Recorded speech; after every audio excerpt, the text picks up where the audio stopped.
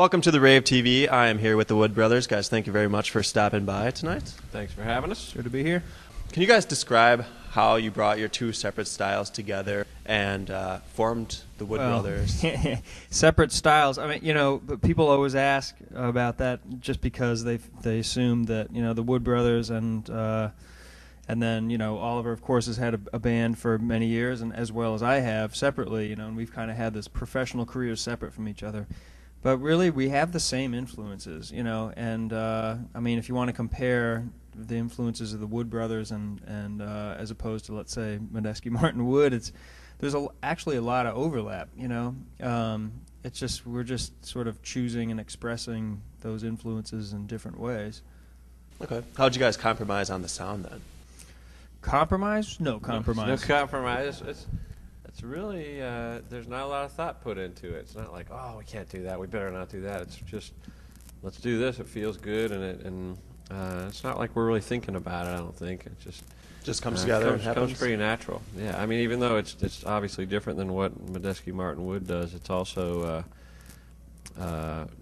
very similar in that we're listening to each other and improvising, and we're playing a lot of stuff that's influenced by the same people. So, which, like Ray Charles and Sly Stone and Nina Simone and, all that stuff is stuff that, you'll hear the MMW guys talk about that stuff all the time. Yeah, I mean, we so. listen to the same stuff, driving down the road. And when I was a kid, and all through school and high school, I actually sang, But somehow when I pursued bass and went to school for it and then pursued a career in it, I ended up in an instrumental band. But I actually used to do a lot of singing and listen to a lot of the same music. So how much does the upbringing, your father being in music, how much does that influence you guys? That definitely, in a way, Chris and I have had these musical journeys that went apart from each other for a while.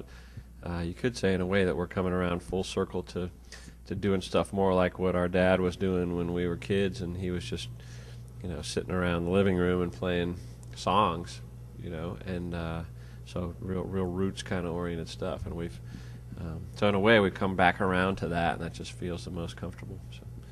Now, as brothers, you guys, are creative together. There's brothers that feud on their records, and it brings out creativity. How do you overcome that and stay brothers but still have that creativity?